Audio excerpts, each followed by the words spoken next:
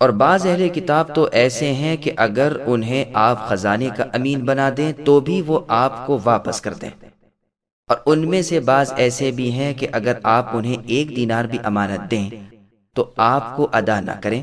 ہاں، یہ اور بات ہے کہ آپ اس کے سر پر ہی کھڑے رہیں، یا اس لیے کہ انہوں نے کہہ رکھا ہے کہ ہم پر ان جاہلوں کے حق کا کوئی گناہ نہیں۔ یہ لوگ باوجود جاننے کہ اللہ تعالیٰ پر جھوٹ کہتے ہیں۔ ہاں، مواخذہ ہوگا، البتہ جو شخص اپنا اقرار پورا کرے اور پرہیزگاری کرے تو اللہ تعالیٰ بھی ایسے پرہیزگاروں کو دوست رکھتے ہیں۔ سامعین، اب ان آیتوں کی تفسیر سماعت کیجیے۔ اللہ تعالیٰ مؤمنوں کو یہودیوں کی خیانت پر تنبیہ کرتے ہیں کہ ان کے دھوکے میں نہ آ جائیں۔ ان میں بعض تو امانت دار ہیں اور بعض بڑے خائن ہیں۔ بعض تو ایسے ہیں کہ خزانے کا خزانہ ان کی امانت میں ہو تو جوں کا توں حوالے کر دیں گے، پھر چھوٹی موٹی چیز میں وہ بددیانتی کیسے کریں گے۔ اور بعض ایسے بددیانت ہیں کہ 1 دینار بھی واپس نہ دیں۔ ہاں، اگر ان کے سر ہو جاؤ، تقاضا برابر جاری رکھو اور حق طلب کرتے رہو تو شاید امانت نکل بھی آئے، ورنہ ہضم ہی کر جائیں۔ جب 1 دینار پر یہ بددیانتی ہے تو بڑی رقم کو کیوں چھوڑنے لگیں؟ رسول اللہ صلی اللہ علیہ وسلم نے فرمایا، بنی اسرائیل میں ایک شخص تھا جس نے کسی اور شخص سے 1000 دینار قرض مانگے۔ اس نے کہا، گواہ لاؤ۔ کہا، اللہ تعالیٰ کی گواہی کافی ہے۔ اس نے کہا، ضامن لاؤ۔ اس نے کہا، میں ضمانت بھی اللہ تعالیٰ ہی کی دیتا ہوں۔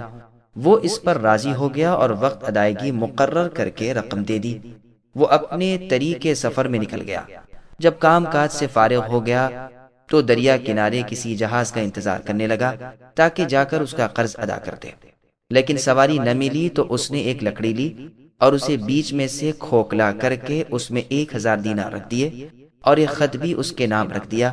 پھر منہ بند کر کے اسے دریا میں ڈال دیا اور کہا، اے اللہ، آپ اچھی طرح جانتے ہیں کہ میں نے فلاں شخص سے 1000 دینار قرض لیے آپ کی شہادت پر اور آپ کی ضمانت پر، اور اس نے بھی اس پر خوش ہو کر مجھے دے دیے۔ اب میں نے ہر چند کشتی ڈھونڈی کہ جا کر اس کا حق مدت کے اندر ہی اندر دے دوں، لیکن نہ ملی۔ پس اب عاجز آ کر آپ پر بھروسہ کر کے میں اسے دریا میں ڈال دیتا ہوں، آپ اسے اس تک پہنچا دیجیے۔ یہ دعا کر کے لکڑی کو سمندر میں ڈال کر چل دیا۔ لکڑی پانی میں ڈوب گئی۔ یہ پھر بھی تلاش میں رہا کہ کوئی سواری ملے تو جائے اور اس کا حق ادا کر آئے۔ ادھر یہ قرض خواہ شخص دریا کے کنارے آیا کہ شاید وہ مقروض کسی کشتی میں اس کی رقم لے کر آ رہا ہو۔ جب دیکھا کہ کشتی کوئی نہیں آئی اور جانے لگا تو ایک لکڑی کنارے پر پڑی ہوئی تھی، یہ سمجھ کر لے لی کہ جلانے کے کام آئے گی۔ گھر جا کر اسے چیرا تو مال اور خط نکل پڑا۔ کچھ دنوں بعد قرض لینے والا شخص آیا اور کہا، اللہ تعالیٰ جانتے ہیں کہ میں نے ہر چند کوشش کی کہ سواری ملے تو آپ کے پاس آؤں اور مدت گزرنے سے پہلے ہی آپ کا قرض ادا کر دوں گا، لیکن کوئی سواری نہ ملی، اس لیے دیر لگ گئی۔ اس نے کہا، تم نے جو رقم بھیجی تھی وہ اللہ تعالیٰ نے مجھے پہنچا دی ہے، تم اب اپنی یہ رقم واپس لے جاؤ اور راضی خوشی لوٹ جاؤ۔ یہ حدیث بخاری شریف میں تعلیق کے ساتھ بھی ہے، لیکن جزم کے صیغے کے ساتھ اور بعض جگہ سند وار بھی ہے، اور کتابوں میں بھی یہ روایت ہے۔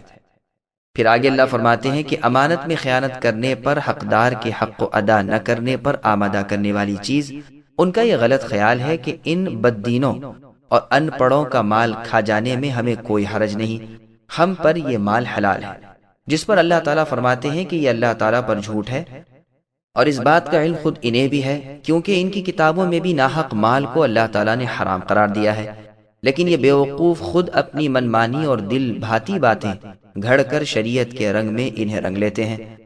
پھر ارشاد ہوتا ہے کہ لیکن جو شخص اپنے عہد کو پورا کرے اور ڈرتا رہے، اہل کتاب ہو کر پھر اپنی کتاب کی ہدایت کے مطابق رسول اللہ پر ایمان لائے، جو عہد تمام انبیاء سے بھی ہو چکا ہے اور جس عہد کی پابندی ان کی امتوں پر بھی لازم ہے، پھر اللہ تعالیٰ کی حرام کردہ چیزوں سے اجتناب کرے، اللہ کی شریعت کی اطاعت کرے، رسولوں کے خاتم اور انبیاء کے سردار محمد صلی اللہ علیہ وسلم کی پوری تابعداری کرے، وہ متقی ہے، اور متقی اللہ تعالیٰ کے دوست ہیں، اور ایسوں سے اللہ تعالیٰ محبت کرتے ہیں۔ سبسکرائب کیجئے ہمارے چینل اور دبائیے بیل کا آئیکن تاکہ آپ کو ریگولر نوٹیفیکیشن اپڈیٹس مل سکے۔